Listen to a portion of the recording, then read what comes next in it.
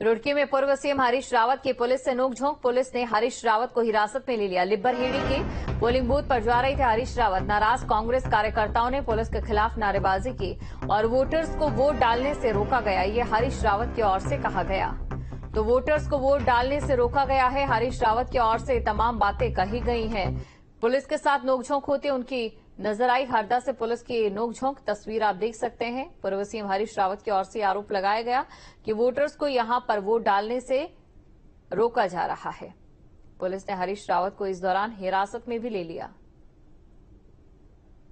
तो पूर्व सीएम हरीश रावत को पुलिस ने हिरासत में लिया। ये तस्वीर आप देख सकते हैं उस दौरान जब पुलिस की उनके साथ नोकझोंक हुई।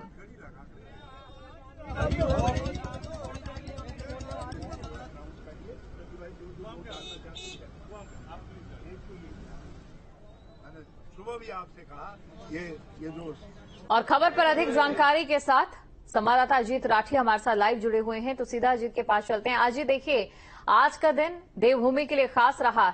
एक तरफ उपचुनाव का महारण देखा गया तो दूसरी तरफ हरदा का यह अंदाज भी।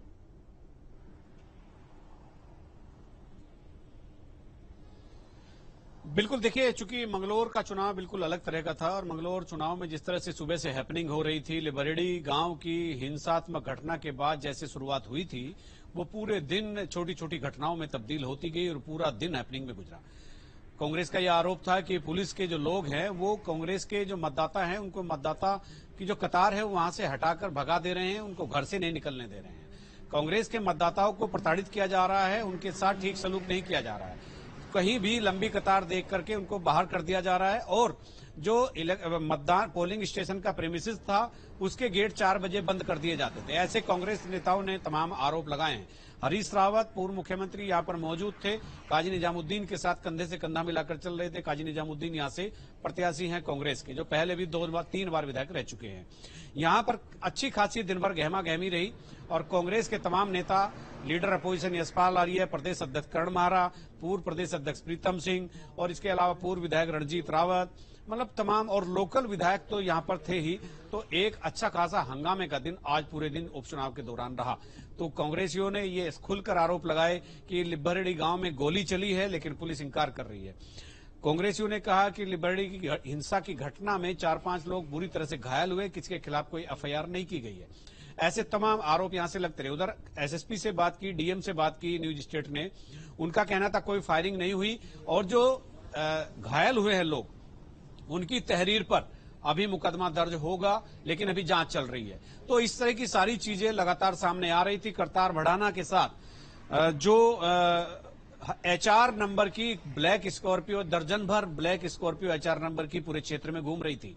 प्रशासन का कोई कंट्रोल यहां नहीं रह गया था। बाहरी वाहन, बाहरी लोग लगातार घूमते देखे गए। हमने खुद अपनी आंखों से एचआर नंबर की स्कॉर्पियो दर्जनों की संख्या में लिब्बरहेड़ी गांव और मंगलौर के आसपास घूमती देखी, लेकिन पुलिस वाले मूक दर्शक बने रहे। किसी ने भी किसी को चेक करने की हिम्मत नहीं जुटाई। आखिर ये पूरा दिन मंगलौर में क्या होता रहा, किसकी सह पर होता रहा और मंगलौर जो सीट आज तक भाजपा नहीं जीत पाई है, क्या भारतीय जनता पार्टी की वो ख्वाहिश थी कि किसी भी तरह से इस सीट को जीत लिया जाए? ऐसे तमाम प्रश्न आज पूरे दिन भर की हैपनिंग और घटनाओं के बाद खड़े हो रहे हैं। कुल मिलाकर भाजपा की तरफ से बिल्कुल साफ कहा गया है कि उन्होंने लोकतंत्र को तोड़ने का, लोकतंत्र पर धब्बा लगाने का कोई काम नहीं किया। कांग्रेस चुनाव हार रही है और हार की निराशा उसे अभी से दिख रही है, इसीलिए वो लगातार इस तरह के आरोप लगा रही है।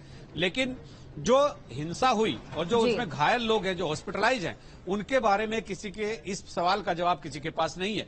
कुल मिलाकर मंगलौर में आज जिस तरह का चुनाव हुआ है वो बिल्कुल अलग तरह का चुनाव था और उसमें सत्ता पक्ष की यानी भाजपा की ख्वाहिश थी किसी भी तरह से सीट को जीतने के पूरे प्रयास किए जाएं, लेकिन कांग्रेसियों ने भी एकजुट होकर यहां पर मुकाबला करने का एक प्रयास जरूर किया।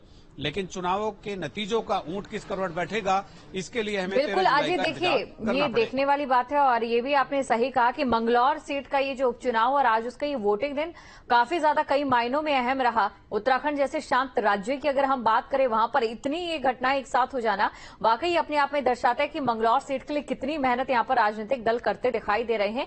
एक चीज यहाँ पर आपसे मैं समझना चाहूंगी, देखा गया है जब एक ही पैटर्न में कई उम्मीदवार उतर जाते हैं तो जाहिर तौर पर 3 चीजें निकलकर सामने आती है। या तो वोट बंट जाते हैं, या फिर वोट एकत्रित हो जाते हैं, और इसका फायदा किसी एक राजनीतिक निहित पार्टी में चला जाता है या फिर बंटने के बाद जो जीत और हार का अंतर है वो गहरा हो जाता है। इन तीनों समीकरणों में इस समय क्या सटीक बैठ रहा है मंगलौर में? देखिए, मंगलौर में मुकाबला सुबह त्रिकोणीय था, क्योंकि बसपा के दिवंगत विधायक शरबत करीम अंसारी के निधन के बाद मंगलौर में उपचुनाव हो रहा था। इसी के साथ साथ चूंकि उनके बेटे को बसपा ने टिकट दिया था, उबैदुर अंसारी को, वो भी चुनाव लड़ रहे थे।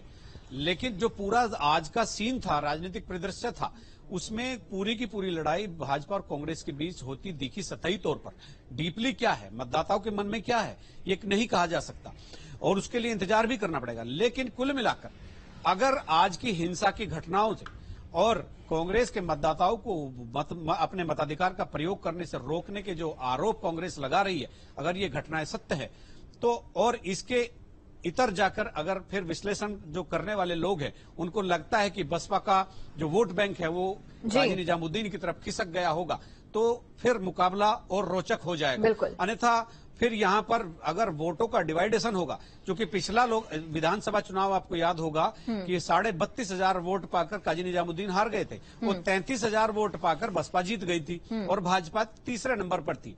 तो ऐसा समीकरण किस तरह से फिट बैठेगा? क्या बसपा ने इस बार भी उतनी मजबूती से चुनाव लड़ा? ये चुनाव के नतीजों के दिन ही सारी चीजों का पता चलता है। बिल्कुल अजीत, शुक्रिया तमाम जानकारी को दर्शकों तक पहुंचाने के लिए।